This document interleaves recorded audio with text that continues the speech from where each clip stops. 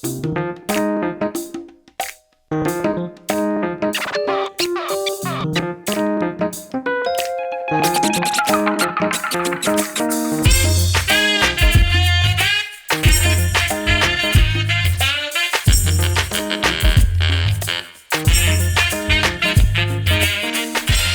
tarde, você está no Direto da Redação e nós recebemos hoje, eu e Andréa Martins, nossa repórter, Carlos Abar, que ele é diretor da Product Audit. Perfeito, perfeito. É uma empresa especializada em dimensionar o mercado de produtos importados no Brasil e em outros países, né? Também, na América Latina. Na América Latina, que como um todo eles sabem tudo sobre esse mercado, mas nós vamos falar com ele primeiro sobre o quê? Uma coisa que o brasileiro adora, a cerveja. É isso, Carlos? Como é que você explica essa paixão do brasileiro por cerveja? Cerveja nacional aqui, agora as importadas, como é que é isso? Bom, primeiro, boa tarde a todos. Primeiro, agradeço muito a presença aqui, de ter convidado a gente para participar desse bate-papo. Bom, o mercado de cervejas importadas, a gente tem que separar ele, como eu estava dizendo antes, em vários segmentos, né? Você primeiro tem as cervejas que a gente chama standards, né? Primeiro a Brahma, Skol, etc. Tá? Depois a gente tem esse outro segmento que as próprias indústrias também separam, que a gente chama de segmento premium, que a gente entraria nas cervejas de um pouco valor agregado um pouco maior, que aí seria talvez a Budweiser, a Heineken, etc. Né? E a gente teria um outro segmento, que esse é o segmento acho que a gente vai discutir hoje, que está crescendo bastante, que é o segmento de cervejas especiais. Né? O que seriam as cervejas especiais? Elas seriam um patamar um pouco acima das cervejas premium, né? Na questão de qualidade, na questão de produção. Né? Hoje, super premium. Super premium seria, isso. Teria uma super premium. Na teoria, né, a gente as empresas dizem que até 300 mil hectolitros mês, que seria uma micro cervejaria, uma cervejaria especial. Né? Muitas passam, não passam, então está um pouco ainda não definido esse segmento, mas acredito que daqui a pouco vai se definir conforme vai passando a maturação desse mercado. Esse mercado, com essa mudança, alteração de dólar que a gente agora está vivendo, o dólar aumentou, não está agora entre 4, 3,80 e por aí, como é que fica? Aumenta muito ou a pessoa que tem esse produto tem um estoque e ele mantém para vender, para atender? Eu acho que a curto prazo acontece exatamente o que você falou. Sim, você tem um estoque grande, tá certo? Desses produtos, não vamos falar só da cerveja, por exemplo, todo produto importado, se você for comparar o preço na prateleira hoje, ele demora um efeito até ele chegar ao consumidor final, né? Mas as empresas, elas têm que repassar, porque a grande maioria das empresas são internacionais. Se você não repassa esse preço, né, na verdade, quem comanda as empresas são os acionistas. Então, se você não repassa esse preço, quer dizer, você não pode emitir lucro lá fora ou emitir lucro em dólar, né? Então, a gente trabalha muito no mercado de vinhos, por exemplo. Tem muitos importadores de vinho que fazem o balanço em dólar. Por quê? Porque basicamente é o que ele precisa, né? Então ele tem que já repassar o preço quase que imediatamente, senão você tem uma perda. A cadeia em si, ela no caso de produtos com mais tempo de validade, no caso dos vinhos, nos casos, por exemplo, dos whiskies, a tendência é esse efeito ser um pouco menor. Mas no caso da cerveja em especial, ela tem validade. Então, se você deixa muito ou estoca muito, quer dizer que o transpasso disso, o estoque não deve ser muito grande. Sim. Então, por exemplo, a gente analisa, por exemplo, os estoques. Qual será o estoque? A gente não sabe, mas com certeza o estoque da cerveja é muito menor do que dos outros produtos. Então, acredito que esse efeito do câmbio ele esteja assim, mais direcionado mais imediatamente à cerveja do que aos outros produtos. Essa análise que você fez. Agora, na questão de desembolso, eu não acredito que seja um grande problema. Cerveja hoje, sei lá, que você tomaria 20, não sei, 15 reais hoje, você pagar 20 reais, não sei se é uma questão tão alta na questão de desembolso, né? A questão do vinho e do uísque, você vai ter que ter um desembolso maior. Né? Então a gente está tendo uma incógnita do que vai acontecer ano que vem. Porque a gente vai ter provavelmente aumento de preços, impostos maiores, etc. Mas na questão do total do mercado, você pode perceber o seguinte, que os produtos vão tender a ser menores em quantidade. Certo. Por quê? Você analisa o quê? Ele tem um desembolso menor. Você pode tomar a mesma coisa, você não vai deixar de tomar a sua cerveja. Mas consome menos. Mas com certeza vai consumir menos. Se ele consumir, vamos supor, 6 garrafinhas, vai consumir 3, 4. Consumir 3. E aí que está a oportunidade. Entendi. Por quê? Porque estava falando com o Júlio César aqui, ele é o especialista que trabalha com a gente. Ele, por exemplo, não aguenta tomar 2 cervejas especiais. Agora, uma Skol, você aguenta tomar umas 20, 30 cervejas. Engradado. É, engradado. Então, é uma oportunidade também, né? Então, acho que também esse mercado é o que está fazendo com que você, tomando uma cerveja, elas são cervejas mais pesadas, são cervejas que a gente chama de gastronômicas. Sim, pra saborear, né? etc. É uma Então, ocasião especial. É. Você estava comentando agora há pouco que o estoque geralmente dessas bebidas, de produtos importados, são pequenos. Uhum. Mas no ponto de venda tem ganhado muita relevância, porque o consumidor, ele, não sei se é por conta da possibilidade de viajar mais, tem conhecido mais as marcas internacionais, e o varejista tem percebido, e eu acho que não pode dispensar aí a chegada de novos rótulos, de novos produtos.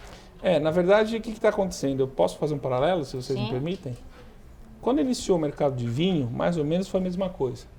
Então, você tinha um mercado de vinho que basicamente tinha 4 grandes rótulos, que a gente chamava o Lifalmich. Alguém já tomou o Lifalmich? Sim, a garrafa azul, docinho. O que ele fez? Ele ajudou Abrir. a abrir esse mercado. Né? Conforme foi passando o tempo, esse mercado ele começou a crescer. E aprimorar. E, claro, aprimorar. Então, o número de rótulos também desse mercado de vinho começou a crescer bastante. Hoje eu não sei quanto, não tenho ideia ainda, não fizemos um cálculo, mas eu acredito que seja mais de 20 mil rótulos de vinho. Então, é muito vinho. Então, ele começou a se segmentar. Então, normalmente, no mercado acontece isso. Na mesma proporção, o que aconteceu? Alguns anos depois, entrou as cervejas especiais. Nessa mesma onda. Então, começou o quê? Analisar o total do mercado. O que o varejista fez? Por exemplo, a gente vai nos grandes varejistas, você tinha uma enorme adega. Sim. E a proporção de cervejas pequena. Agora você começa a ver que os rótulos estão cada vez maiores. Então, você começa a ter uma variedade de rótulos totais. Então, o que a gente acha? A gente acha que é um mercado que vai realmente crescer o número de rótulos. A gente fez um estudo sobre rótulos, veio crescendo de 2011 até 2012, uma média de 36% do número de rótulos importados. Nossa. Hoje, esses rótulos já são 15% de aumento. Está diminuindo a frequência? Está. Mas continuam se trazendo-se rótulos. Né? Então, a gente acha que esse, por exemplo, esse tipo de moda, né, que a gente fala, veio para ficar. Né? Assim como veio para ficar o mercado de vinho. Agora, aquele varejista que abriu um espaço, um negócio que só de cervejas, que hoje tem várias, aqui na capital, no interior também tem. Tem um monte. Tá todo mundo aí sabendo, montando. Pegando a onda. Pegando a onda. Você acha que é uma onda passageira, como outros que a gente já viu, ou veio para ficar? Eu acho que a tendência seria eles virarem mais multimarcas. Não só cerveja. Não só cerveja, mas talvez comida, bebidas. Mas você... Mas diferente... aí só desculpa. Claro. Aí volta naquele do empório, né? Volta aquela questão do empório. O empório chique. Chique, etc. Mas você tem uma grande vantagem, que talvez a cerveja esteja sobre qualquer outro tipo de produto. O consumo de cerveja, não tenho os dados aqui, mas acho que são 136 bilhões de litros. Acho que era isso aí. Bilhões de litros por ano. Quer dizer, comparar com o mercado de vinho, quando você tem o que a gente chama de premiorização. O que significa? Você tem um mercado grande e uma parte dele vai ser premium. O que acontece? No mercado de vinhos, essa torta é um pouco menor. No mercado de cerveja, essa torta é o quê? Gigante. Então, o que acontece? Provavelmente, a chance de uma parte grande desse mercado ir para cima é grande, como, por exemplo, nos Estados Unidos. Nos Estados Unidos, acho que quase 12% a 13% do mercado total de cervejas são dominados pelas cervejas especiais. E, por exemplo, no Brasil eu não tenho um número, mas, por exemplo, na questão das importadas, elas só representam 0,2% desse mercado. Então, um big num caminho a percorrer, que eu acredito que esses empórios tenham assim uma grande chance de se permanecer, né? Sim, mas tem muita gente que abriu só para cerveja, né? Também teve um monte de gente que só abriu para vinho alguma época. Você tinha a Expand, era uma grande importadora. Hoje ela também. Hoje você tem muitas multimarcas, né? Você tem a Gran Cru, você tem Expand, você tem Ville de Van. Quer dizer, você tem esse mercado. Normalmente esse mercado eu acredito que ele vai crescer muito e depois ele vai diminuir, mas que restarão algumas, isso eu não tenho dúvida, né? Virarão multimarcas? Não sei. Mas hoje, no mercado de vinho, se a gente fizer um paralelo, esse mercado cresceu demais e depois ele agora se acomodou. Então você tem muitas lojas específicas de vinho, mas que vendem também outras coisas. Taças, vendem também cervejas, por incrível que pareça. Vejam destilados. Então você vai ter um pouco, não vai ser uma coisa só de cervejas. Cervejas pode ser uns 80% do negócio, mas ele tem que como agregar, né, alguma coisa. O ponto de venda hoje, eu tenho um perto até da minha residência que a própria gôndola das cervejas nacionais, ela já dá sequência para as importadas, né? O consumidor, eu acho que ele vai olhando e já acha que às vezes até nacional. E eu percebo, eu gosto muito de cerveja e às vezes eu percebo que falta um pouco de informação da cerveja importada. Você acha que talvez isso esteja até parando um pouquinho esse crescimento, essa expansão aqui no Brasil? Vou fazer de novo, você vai me desculpar, vou fazer outro paralelo com o vinho. Porque eu acho o mercado muito similar um ao outro, né? Eu acho que esse mercado, ele é um mercado que ainda está embrionário, né? Você não se tem a grande qualidade, não sabe exatamente... o consumidor fica ainda um pouco... assim, desconfiado. Será que é boa? Será que não é? Etc. Mas a grande vantagem, acho que, desse mercado é a experimentação. Então, você pode arriscar, uma classe média hoje, pode arriscar gastar R$10 numa garrafa de cerveja, 330 ml. Você não pode gastar R$80 numa garrafa, por exemplo, de vinho, que é um risco maior. Então, eu acho que é o seguinte, a questão de experimentação, ela vai trazer com que você tenha uma maior, um maior conhecimento, certo? Você tem hoje os cursos de sommelier beer, análise de harmonizações com cerveja, né? Tem uma grande... E a mulher, a grande sommelier de cerveja do Brasil, chama Silene Saurin, é uma mulher. Você vê como as mulheres dominam o mercado, né? Tá todo... E é pelo próprio olfato, né? A mulher tem um olfato muito mais aguçado que o próprio homem, né? Vocês vão dominar o mercado como um todo, eu sei disso. Não tem que só esperar. Vou ficar em casa cuidando do meu filho, mas tudo bem. Já está conformado, Já estou conformado. Mas você tem uma busca na internet, clubes, etc., né? Eu ainda acho que, por exemplo, com o mercado de vinho, você tem que tomar muito cuidado com o mercado de cerveja. Você não pode glamorizar muito ele, porque senão ele vai começar a se perder. Qual foi o problema no mercado de vinho? A glamorização dele. Então, o mercado de vinho não é tão complicado assim. E o mercado de cerveja é menos complicado ainda. Só que a variedade que você pode fazer com cerveja, estava falando até com o Júlio César hoje, ele é muito maior do que a de vinhos. Você pode misturar fruta, pode misturar ingredientes nacionais, daí você tem o lúpulo tal, a malta tal, quer dizer, você consegue fazer só em 4 ingredientes uma variedade de cervejas espetaculares. Então, o consumidor ainda ele fica um pouco receoso, concordo com você. Mas eu acho que é um mercado que a própria indústria ela tem que se juntar para poder ajudar esse mercado. Eu não sei se a indústria hoje tem interesse, né? Porque hoje só tem basicamente 2 grandes players, ou 3 grandes players, que é a Ambev, né? Que domina o mercado. Será que ela tem interesse nesse mercado? Será que a Ambev teria interesse em desenvolver esse mercado? Seria vantajoso para ela? Não sei. Hoje ela fala que sim, porque ela compra a Colorado, compra a Wells, né? Hoje tem a compra hoje da Brasil Kirin, começa a trazer também cervejas especiais. Então você tem uma série de fatores que aparentemente esse mercado deve ter uma chance muito maior de se desenvolver. Mas acho que o consumidor é o consumidor. Sim. A gente sempre fala assim, o consumidor é a palavra final.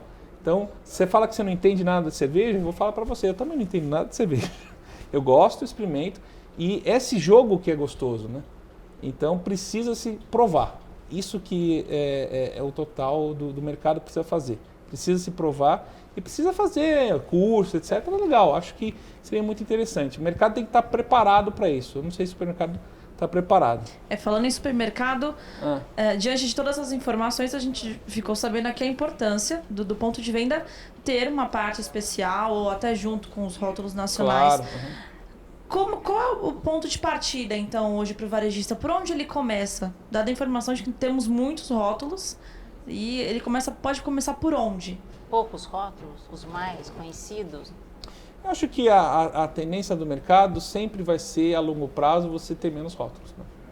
Porque é um produto que vence, como eu já tinha dito.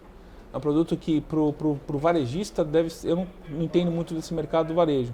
Mas pela pouca experiência que a gente tem, é um produto que lidar com o produto com validade é complicado.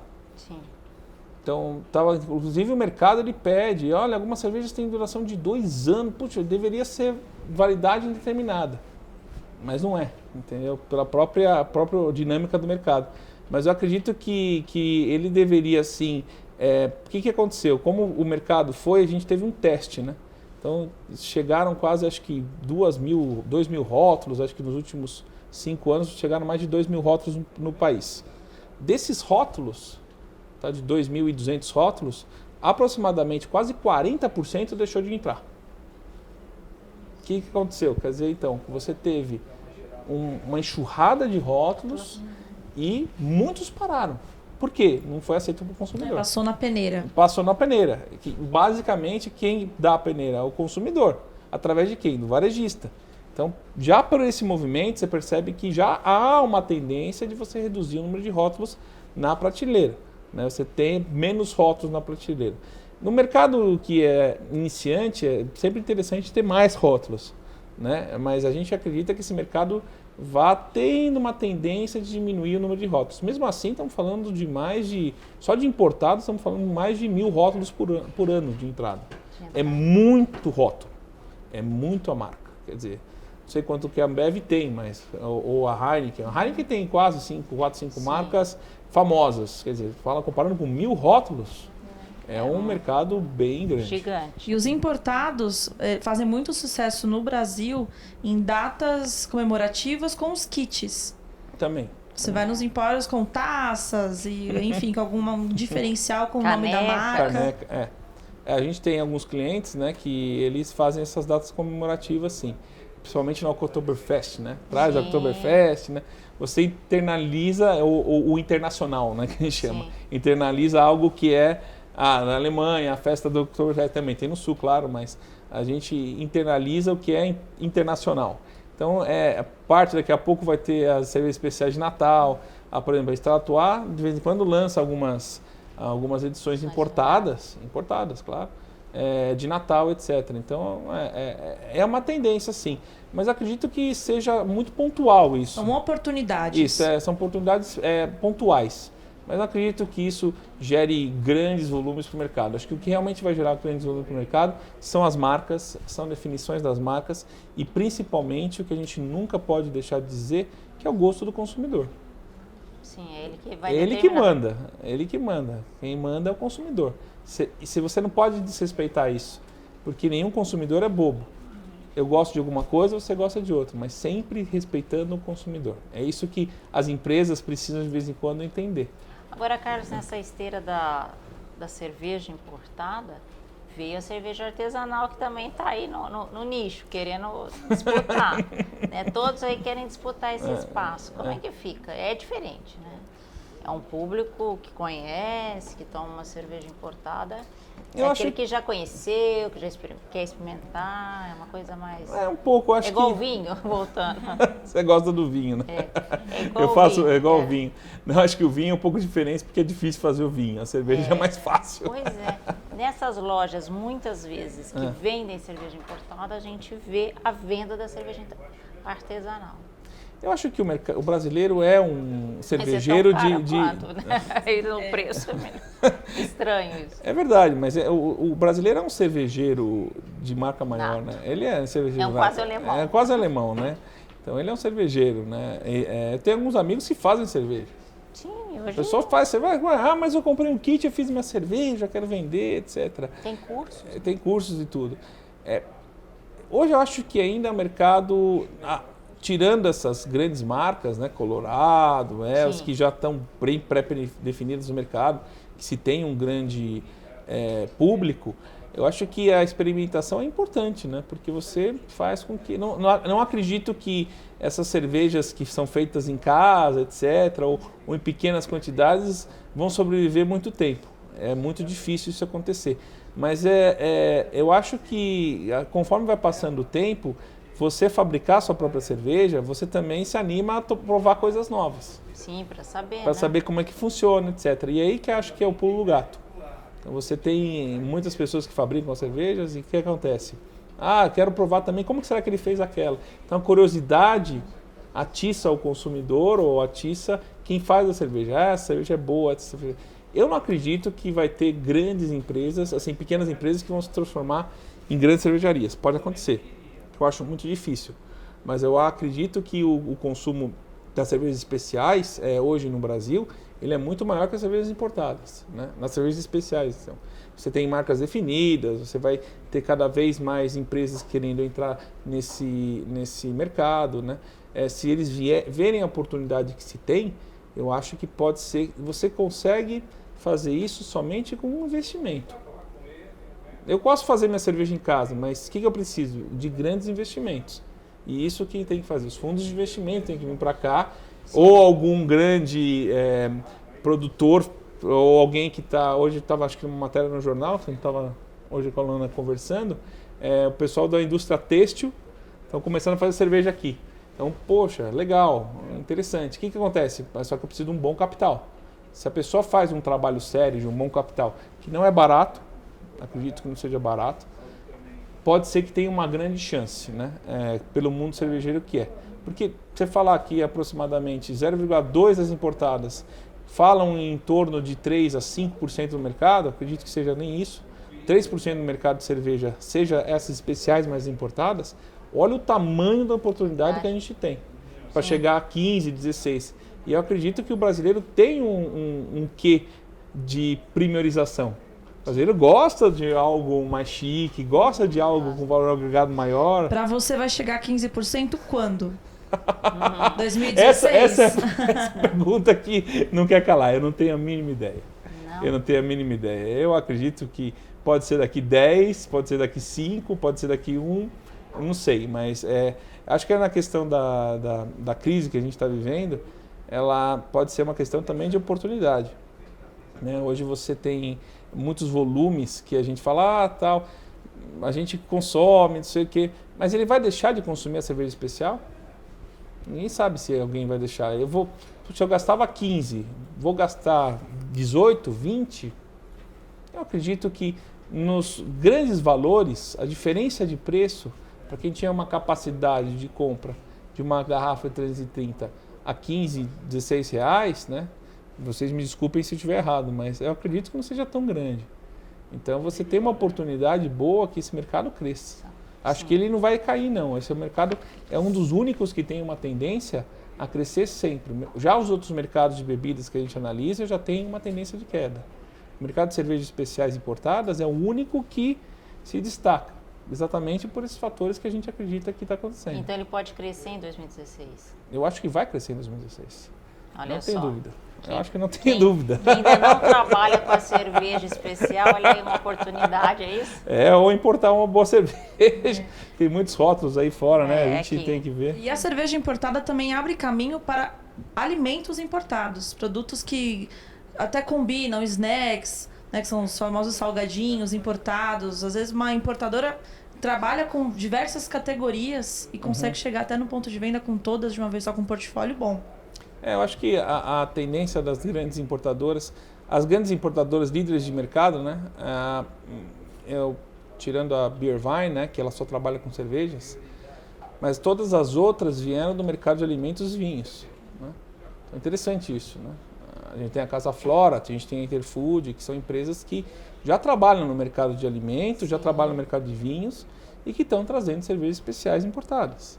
Então você já tem uma tendência de que mais agregar esse portfólio dessas empresas que já estão faz tempo no mercado, a gente acredita que isso vai ser um plus a mais para essas empresas. Exatamente o que você está perguntando. Agora vamos fazer um bem bolado de queijos com uma cerveja, ou etc. Vamos fazer os snacks, como você está falando, com as cervejas importadas, e assim vai.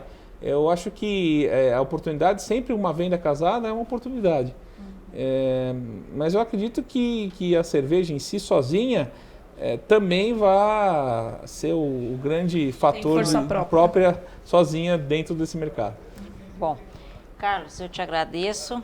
Ele é diretor da Product Audit. Perfeito. Agradeço muito a sua participação. Todo mundo conheceu um pouco desse mercado de cerveja importada. Todos nós, eu também não conheço 100%, né? Não, sabe sim. Todo mundo tá nessa onda agora, é um mercado muito novo. O ano que vem você volta para falar se cresceu mesmo, vou te esperar aqui. Eu espero, promessa é dívida, né? Eu agradeço muito a vocês, agradeço a todo mundo e muito obrigado pela sua atenção. Viu? Imagina. Bom, aqui é a revista Distribuição, que todo mundo já deve ter recebido. Quem não recebeu, pode abaixar o aplicativo, que é gratuito e você pode ler aonde estiver. Nessa edição de novembro, a gente trouxe a pesquisa Marcas em Destaque, que são as marcas mais vendidas no varejo independente. Olha só, a capa é essa. E também na revista Varejo de Vizinhança, a mesma pesquisa, com uma roupagem diferenciada, voltada para o varejista de vizinhança. Tá aí a capa, Andréia, vamos ver se vai entrar. Bom, ela já está, ela apareceu dia 19, já estava no ar, todo mundo já pode ter abaixado o aplicativo, ela está lá disponível, quase 80 páginas, estão todas as tabelas que estão aqui na distribuição, ela também está na Varejo de Vizinhança, só a interpretação, ali é mais dicas para o varejista lidar com essas marcas no varejo, no pequeno varejo. É isso que traz a roupagem diferente da Varejo de Vizinhança, da distribuição. A distribuição já é o 6º ano que ela publica, né? Então, no ano que vem, ela já vai para o 7º. Então, já é uma revista, é uma pesquisa já mais do que consolidada. Edição de dezembro da distribuição, que já está sendo fechada, vai trazer o fornecedor nota 10. Vocês vão conhecer as empresas parceiras do atacado distribuidor, que faz aquele trabalho diretamente com o atacado e, consequentemente, com o varejista. Vocês vão conhecer quem são esses fornecedores nota 10. Grandes indústrias ganharam esses prêmios.